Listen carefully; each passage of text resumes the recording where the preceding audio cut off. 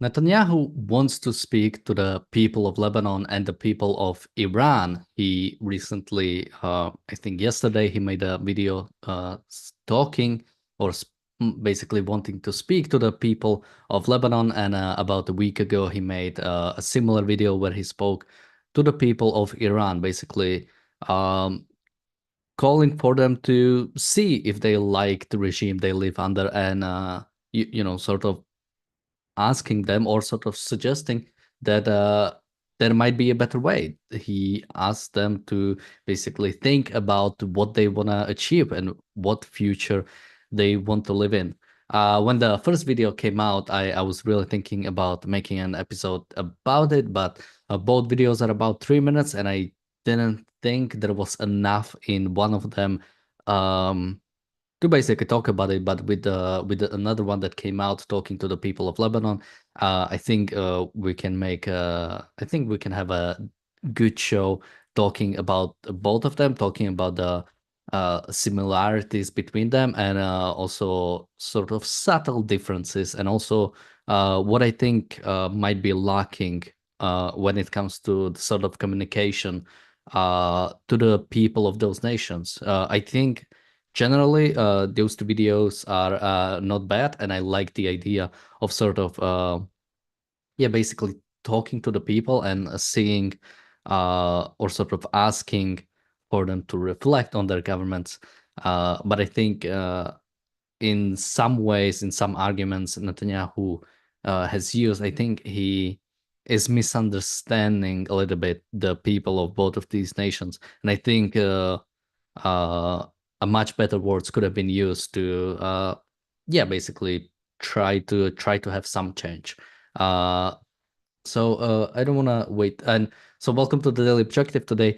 It's just gonna be me, it's just gonna be Daniel. On the reality show we have the full roster of 4 people, so it's not gonna be just me completely today. But for this it's just gonna be me. So as I've said, I have 2 videos ready, one of him speaking to the Lebanese people, one of him speaking to the Iranian people. The Lebanese one came out, I think, just yesterday. Um, but I wanna listen to it first, and then we'll listen to the Iranian one. So let's listen. I'll pause in like middle because I think it's a good stop. And then we'll watch the rest. So here's the video. This is a message to the people of Lebanon.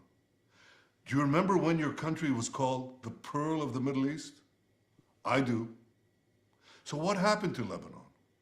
A gang of tyrants and terrorists destroyed it. That's what happened. Lebanon was once known for its tolerance, for its beauty. Today, it's a place of chaos, a place of war. Israel withdrew from Lebanon 25 years ago, but the country that actually conquered Lebanon is not Israel, it's Iran.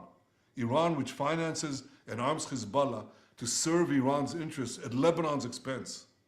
Hezbollah has turned Lebanon into a stockpile of ammunition and weapons and a forward Iranian military base. Just one day after the October 7th massacre a year ago, Hezbollah joined the war against Israel. It launched an unprovoked attack on our cities and on our citizens. It has since fired over 8,000 missiles at Israel, killing civilians without distinctions, Jews, Christians, Muslims, and Druze. Israel has decided to put an end to this. We've decided to do whatever is necessary to return our people safely to their homes. Israel has a right to defend itself. Israel also has a right to win, and Israel will win. We've degraded Hezbollah's capabilities. We took out thousands of terrorists, including Nasrallah himself, and Nasrallah's replacement, and the replacement of his replacement. Today, Hezbollah is weaker than it's been for many, many years. So I really like the last part. We took out the leader of Hezbollah, we took out the replacement for the leader of Hezbollah, and we took out the replacement for the replacement of Hezbollah, which is absolutely true. We talked about all of them. I've seen a recent report coming out that apparently I'm not sure if they found another replacement, but one thing that was interesting in the recent report, that after after Nasrallah, Hassan Nasrallah has been killed. One thing that was taken with him was the Hezbollah headquarters. Basically, he was in the headquarters, and the whole thing was destroyed with the bunker buster bombs. But something that Hezbollah has managed to do pretty quickly is create a separate headquarters, or create a different headquarters where they can send out central messages from. So despite taking that out, it looks like Israel still has ways to go, because as long as Hezbollah is able to basically give out commands to their people, to the you know, to the rocket launchers, or the to missile launchers, it can still attack Israel. And we have seen it that despite many leaders being taken out, it's still here. And it's very problematic. So he also talked about, he mentioned the peril in the Middle East. He could have also said that, the fact that Beirut was the Paris of the Middle East. I think the problem with those statements, the problem when it comes to these things, the problem is that those speeches can only work against people who basically do long for those days, who basically do want those days to come back. And uh, when it comes to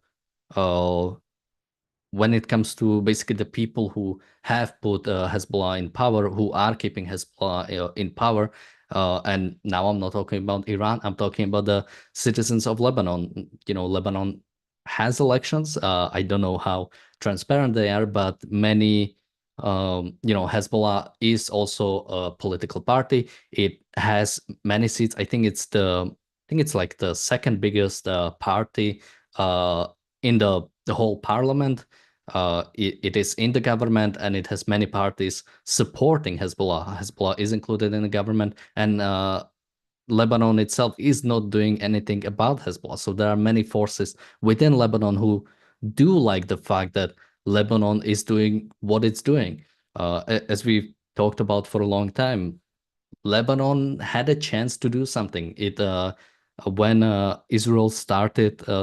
when Israel killed Hassan Nasrallah, Lebanon had a chance to basically, the Lebanese forces had a chance to join up with Israel to get rid of Hezbollah, to get rid of basically the fact that Hezbollah is completely in power when it comes to southern parts of Lebanon. But they didn't do that. What the prime minister of Lebanon said is, that attack was attack on Lebanese sovereignty. It's ignoring the fact that the existence of Hezbollah should be attack on Lebanese sovereignty. So while the statements he said do sound nice, the big problem about them is, who are you talking to? Are there people uh who are actually listening to the words Netanyahu is saying? Are there people who do want change? Um, we'll compare this a little bit to the speech he does to the Iranian people. I think there are some differences, even when it comes to Lebanese people and Iranian people. But I think I've covered mostly this part. Let me just quickly look at over to the chat. So first, thank you, Jeff, for your super chat. Thank you, Bonnie, for your super chat. Daniel speaks to the viewers of ARCUK. Thank you, everybody, for your support. And thank you, Bonnie, for super chat. I'm not sure if I mentioned it. So let's listen a bit more. Now, I think I'll play it completely towards the end, and we'll listen to the rest. Now you, the Lebanese people, you stand at a significant crossroads. It is your choice. You can now take back your country. You can return it to a path of peace and prosperity. If you don't, Hezbollah will continue to try to fight Israel from densely populated areas at your expense. It doesn't care if Lebanon is dragged into a wider war. Christians, Druze, Muslims, Sunnis, and Shiites, all of you are suffering because of Hezbollah's futile war against Israel. Today I ask every mother and every father in Lebanon a simple question. Is it worth it? Because it doesn't have to be that way. I know you want a better future for your children. So I'm speaking to all of you today. There is a better way for your children, for your cities, for your villages, for your country. You deserve to restore Lebanon to its days of tranquility. You deserve a Lebanon that is different. One country, one flag, one people. Don't let these terrorists destroy your future any more than they've already done. Stand up and take your country back. You have an opportunity that hasn't existed in decades. An opportunity to take care of the future of your children and grandchildren. You have an opportunity to save Lebanon before it falls into the abyss of a long war that will lead to destruction and suffering like we see in Gaza. It doesn't have to be that way. Each of you can take a step for your future, even a small step. You can make a difference. I say to you, the people of Lebanon, free your country from Hezbollah so that this war can end. Free your country from Hezbollah so that your country could prosper again, so that future generations of Lebanese and Israeli children will know neither war nor bloodshed, but will finally live together in peace. So most of this, most of the other part was basically the earlier part, you know, sort of trying to appeal to, yeah, basically the best within the Lebanese people. You know, you can live under a better system, you can live in a better nation, you can live under a better system, you can live in peace, you can live in peace with Israel. I'm just pulling out the quotes I have.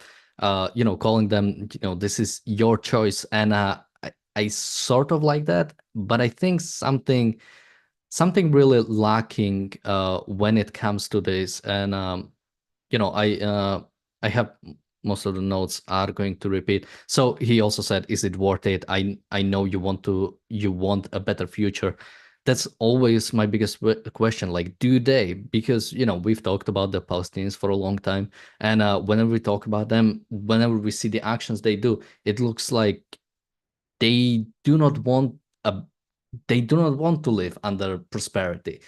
It seems much more important to them to just attack Israel in any way they can. Whenever they get a chance to get a state, they refuse it because the Jews would get a state too. That's basically how the history of them started. And whenever, you know, whatever progress is made, it still comes back to the fact that it doesn't seem like Palestinians want to live in a better culture, in a better system.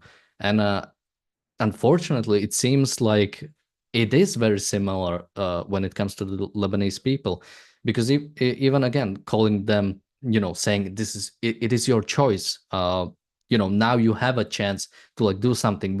Why didn't they yet? I'll have a sort of different point about Iran, but the fact is that Israel is striking Hezbollah, is striking sort of what at least Netanyahu says are the bad parts of Lebanon. Yet they are still no changes being made. They are not rising up. The government of Lebanon is fully behind Hezbollah, basically, is fully supportive of its actions. And you know, something I was thinking about it. It it might have had to have been just much more direct, basically saying if the Lebanese people don't stand up, they will be complicit. They will be complicit uh in Hezbollah's action, in what Hezbollah is doing. And unless they do stand up, you know, bad things will also happen to them. I mean, Israel has already been bombing Beirut, but mostly the Hezbollah quarters. But the fact is that Lebanon itself is absolutely complicit in the Hezbollah actions, both in the fact that it allows the existence of Hezbollah in its borders, the fact that it allows terrorist organization to basically live in um, you know, to reside in its borders, the fact that it includes Hezbollah in the governments. uh, yeah, it is doing all that. And I think a similar message should have been sent to the Lebanese people. Um, so just quickly, let me thank Gail for a super chat. Let me thank Bonnie for a super chat. Media sources in Lebanon that reflect the people. If you're asking me for if there are any media in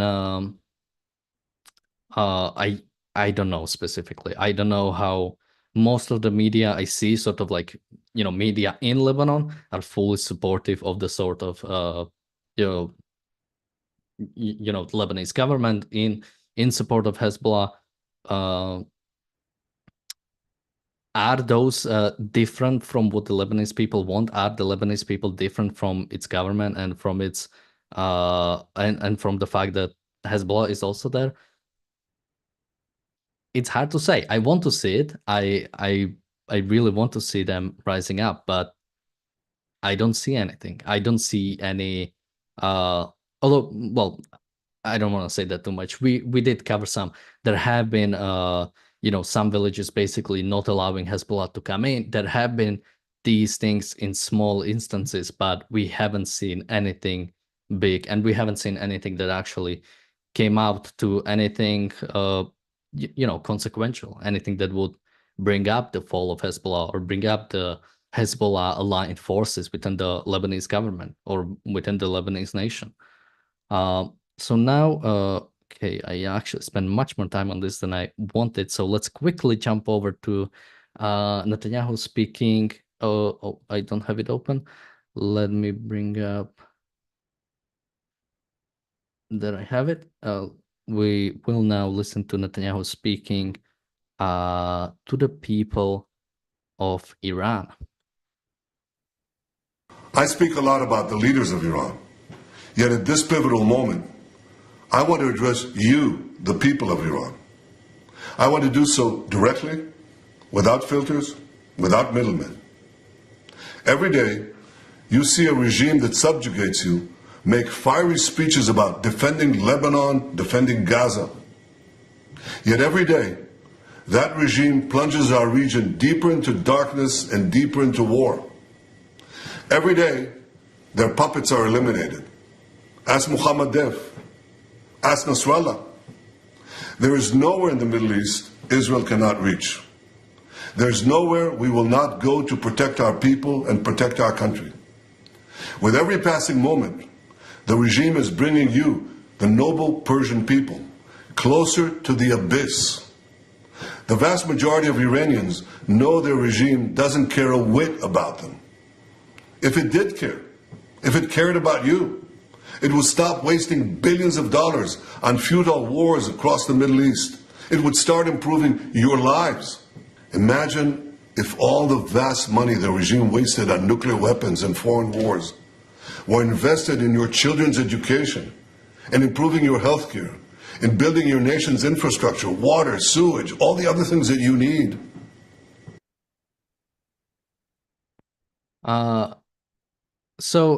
This first part has been very similar, so I won't spend much time on it. It's always interesting to see when people say something like the noble Persian people. I'm always wondering what was the reason for that change. I really have to look it up. Basically, yeah, the country was for a long time referred to as Persia. Now it is referred to as Iran. Or I think the full name is the Islamic Republic of Iran.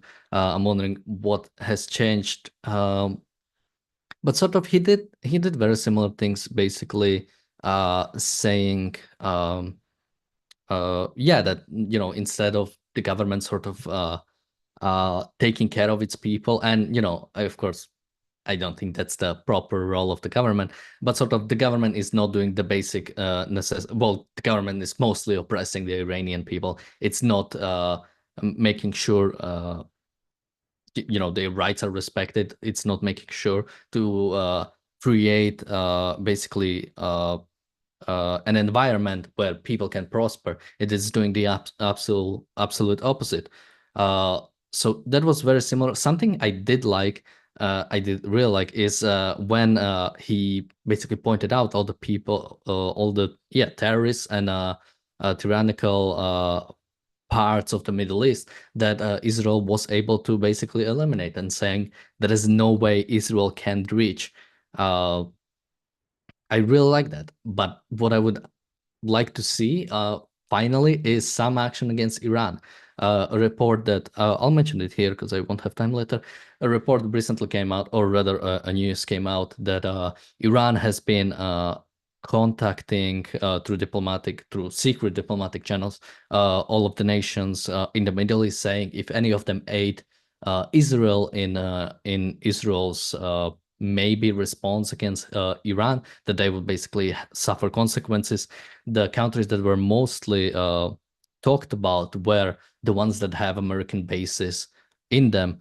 The big problem also is that it looks like USA has said that they will not support any Israel strike coming out of American bases. So we see another we see something I also okay, we really don't have much time, so I'll keep that point in mind, and let's just quickly finish the rest of it, and then I'll finish all my points. So let's finish the rest. Imagine that. But you know one simple thing. Iran's tyrants don't care about your future, but you do. When Iran is finally free, and that moment will come a lot sooner than people think, everything will be different. Our two ancient peoples, the Jewish people and the Persian people, will finally be at peace. Our two countries, Israel and Iran, will be at peace. When that day comes, the terror network that the regime built in 5 continents will be bankrupt, dismantled. Iran will thrive as never before. Global investment, massive tourism, brilliant technological innovation based on the tremendous talents that exist inside Iran. Doesn't that sound better than endless poverty, repression, and war? From Qom to Isfahan, from Shiraz to Tabriz, there are tens of millions of good and decent people with thousands of years of history behind them and a brilliant future ahead of them. Don't let a small group of fanatic theocrats crush your hopes and your dreams. You deserve better. Your children deserve better. The entire world deserves better. I know you don't support the rapists and murderers of Hamas and Hezbollah, but your leaders do. You deserve more. The people of Iran should know Israel stands with you. May we together know a future of prosperity and peace. So we mostly continue to talking, but I would consider to the best parts of the basically of any individuals. If people rise up, if people do align themselves with Israel, with the freest nation in the Middle East, if they do align themselves with sort of Western values, with the values of liberal democracy, separation of powers, individual rights, freedom of speech, if they do all that, they'll see the prosperity. My question is similar to the Lebanese people, similar to the Palestinian people. Are there people that want that? And I think in Iran, it is much more clear that there are many people that do dislike the regime they live under. It might not necessarily mean they are they are the sort of American founding fathers somewhere in Iran just waiting to rise up. But there are people who dislike the regime and want to see something different, want to see that's always also my question. Do they want to see something better, or do they just want to see something different? We've never had an episode about the Arab Spring. It might be interesting to do one, because that's sort of similar way I look to that. Like, do the people who I don't even go to Arab Spring because I know much better about the anti-communist uprisings in the Eastern Europe. There were many anti-communist uprisings. Many of them succeeded. Many of them succeeded violently. Many of them succeeded peacefully. But the people who rose up against the communists, and I mean like during the fall of the Soviet Union, so like in the 90s, did the people who rise up against communism, did they all establish much freer nations? In many of them, it was problematic afterwards. In many of them, I know in my country, Slovakia, it was really bad after the fall of communism, because while there were better elements of the anti-communist movements, many of them were not that much better. And so that's a sort of similar thing I'm worried about Iran. But if we do take that as, there are people in Iran, which it's clear that there are people in Iran. There are people in Iran who want something better, who want And I mean, as in something basically more free. If there are we giving them the hope they need? Are we giving them what they actually need by not responding to Iranians' aggressions, by not doing anything about the Iranian nuclear program, by not doing anything about the fact that, Iran is funding terrorist groups around the Middle East. Iran is uh, basically doing what it wants. It threatens other Middle Eastern nations, and the West is not doing anything about it. On the opposite, the West is capitulating. Just after when the attack happened by Iran on Israel, uh, when the attack happened on Israel, UK and France were very quick to say basically they will not do anything about Iran. Now we see that it looks like the United States will not be doing anything in Iran either. Even more, they will not even allow Israel to basically launch its attack from American bases. So when there is no response to what Iran is doing, when the Iranian people, or the better parts of the Iranian people, are not being offered any help, are not being offered, not even help, are not offered any hope. If they rise up, if the people in Iran rise up, will they see the support from the West they need? Will they see the support? Yeah, they need to rise up, or even just a moral support to rise up, because as as far as we see it right now, uh, there doesn't seem to be anything like that. So let me just quickly look at my notes. I think I've mostly covered everything. So I think we'll just go to the reality show now, unless I'm trying to just quickly look through the chat if there is any question. No, I think we'll go to the reality show. So as I said, it's gonna be with 4 people, so it's not gonna be just me. We're gonna be talking about Ta-Nehisi Coates. I don't think I pronounced right any part of that. We'll be mostly talking basically he recently came out with a new book, mainly focusing on the Israel-Palestine, or sort of the Israel-Palestinian conflict. But the book is very one-sided, absolutely. And he had an interview on I think CBS, if I'm not mistaken. And basically, when that happened, it became a bit more popular because many people were saying the moderator was too harsh on him. And he recently has been on a podcast with Trevor Noah, where he said basically that if he would have been in Gaza, he probably would have joined the people on October 7th. So uh, he has become very viral because of that. So we will be talking about both of these interviews. We'll be talking about also something that Trevor Noah said during the show, where he compared Hamas to the founding fathers and said basically, it's the same thing. So in just about a minute, make sure to join us on the reality show. I'll see you there. And yeah, in just a minute, I'll see you on the reality show. Thank you for joining me today, and bye-bye.